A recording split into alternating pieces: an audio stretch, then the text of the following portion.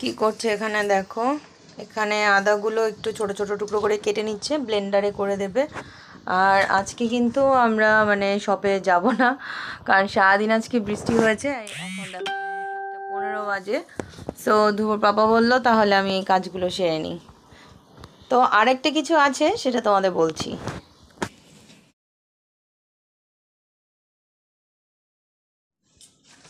High friend, সবাইকে শুভ সন্ধ্যা। Welcome back to my channel.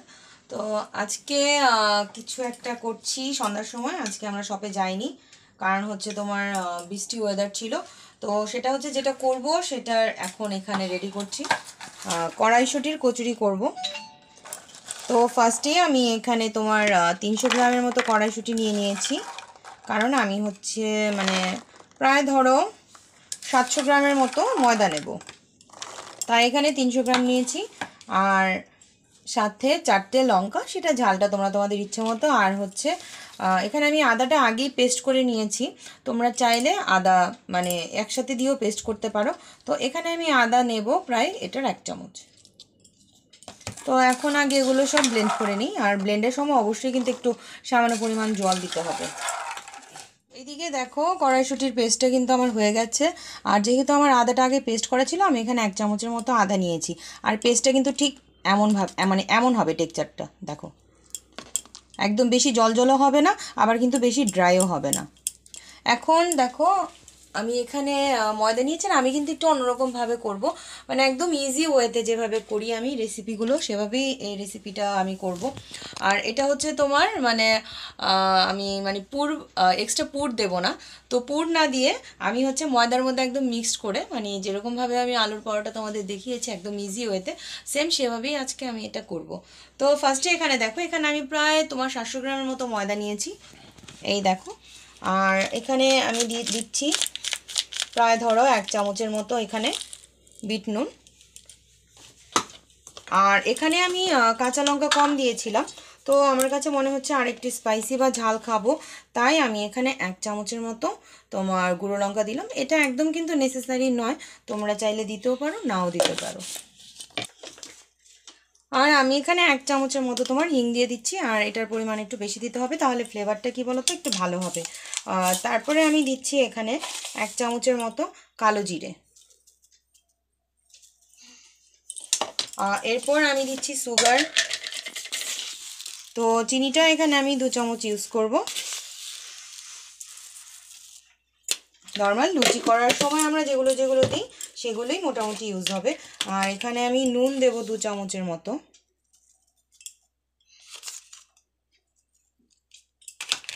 তারপরে আমি অ্যাড করছি এখানে সুজি।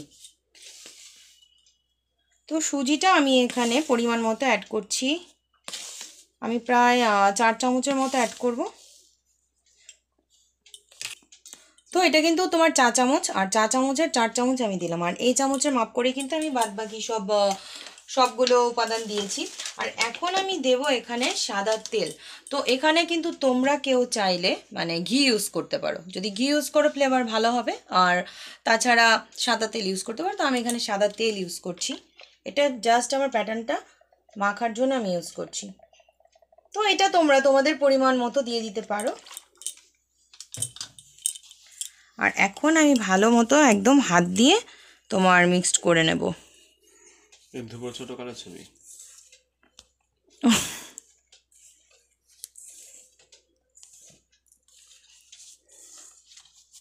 আর ধুবো হইলো এখন। হ্যালো গাইস, আজকে দেখলাম তোমাদেরকে। তো দেখো আমার প্রায় মাখা হয়ে গেছে, আর একদম এই রকম মানে মুট করে দেখবে যে এরকম হয় কিনা। তো আমার মিক্সড হয়ে গেছে। আর এখন আমি অ্যাড করব আমার ব্লেন্ড করা কড়াইশুঁটিগুলো, একদম আমি এখন ময়দার মধ্যে অ্যাড করে দিচ্ছি। তো আমি কিন্তু এখন মানে ময়দার সাথে পুরো কড়াইশুঁটি যে ব্লেন্ড করা ছিল সেটা আমি মিক্সড করছি। আর এখন কিন্তু আমি জল ইউজ করব না, কারণ আগে আমি পুরোটা মেখে দেখব, যদি প্রয়োজন হয় তাহলে আমি এইখানটা জল রেখেছি ব্লেন্ডারটা ধুয়ে, তো এই জলটা আমি ইউজ করব। আর এখানে তোমরা ঠান্ডা জল ইউজ করতে পারো।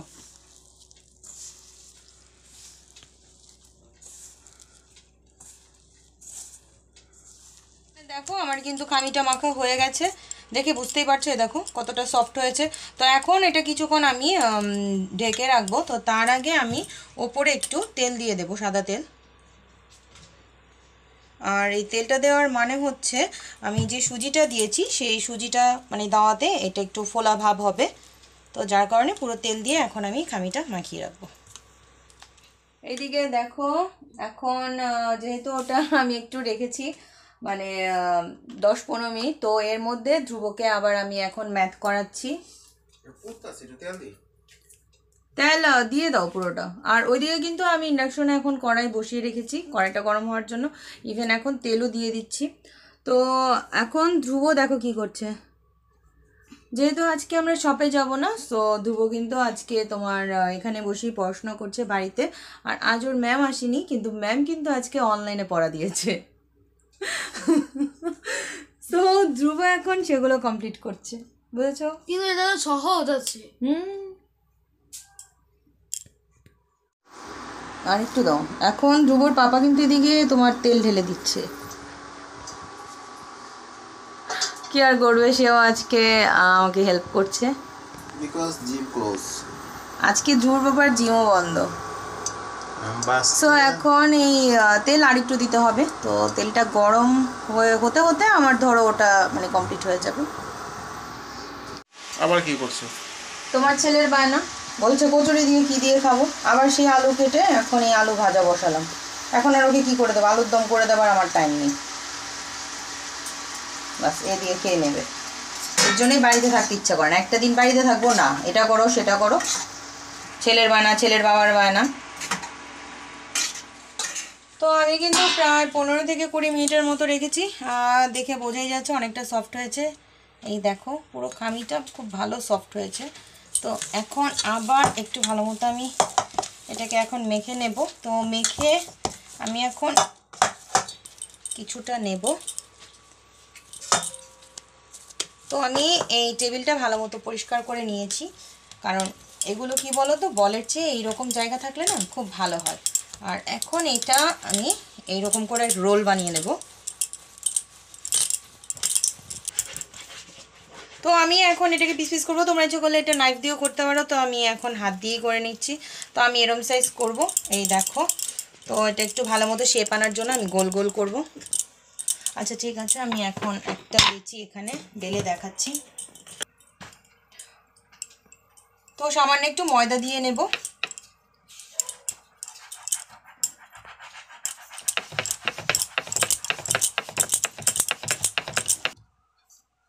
তো আমার কিন্তু একটা বেলা হয়ে গেছে। আর এখানে এই যে শুকনো ময়দাটা ছিল সেটা একটু ঝেড়ে নিলাম। আর এখন একটা আগে আমি ভেজে দেখবো যে আমার সব কিছু ঠিকঠাক আছে কিনা। আর এটা কিন্তু বেশি পাতলা হবে না, আবার বেশি মোটাও হবে না। তো চলো গাইস, নিয়ে যাচ্ছি এখন আমি কিচেনে। এখন আমি তেলে দিয়ে দিচ্ছি। আর আমার তেলটা কি অনেকক্ষণ ধরে গরম হয়েছে। আর এখন এই কচুরিটার উপর দিয়ে আমি এরকম করে তেল দিয়ে দেব, যাতে তোমার মানে কচুরিটা কিন্তু ফুলে উঠবে। দেখো ভালো কিন্তু বেশ ফুলে উঠছে। এরকম করে তেলটা উপর দিয়ে দিলে বেশ ফুলে ওঠে।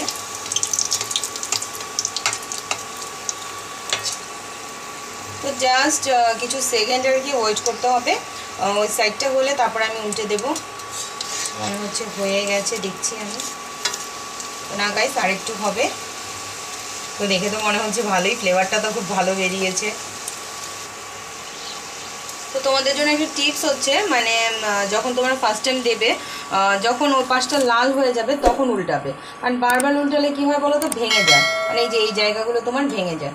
তো যার কারণে বারবার এটাকে নিয়ে নাড়াচাড়া করার দরকার নেই, দুবার উল্টালেই যথেষ্ট। দেখো আমার কিন্তু এখন এক পাশ হয়ে গেছে। তো দেখো গাইস, কচুরি কিন্তু হয়ে গেছে। এখন আমি এটা তুলে নেব। আর সাথে কিন্তু আমি এখানে বেলে রেখেছি, আর এখন দিয়ে দিচ্ছি।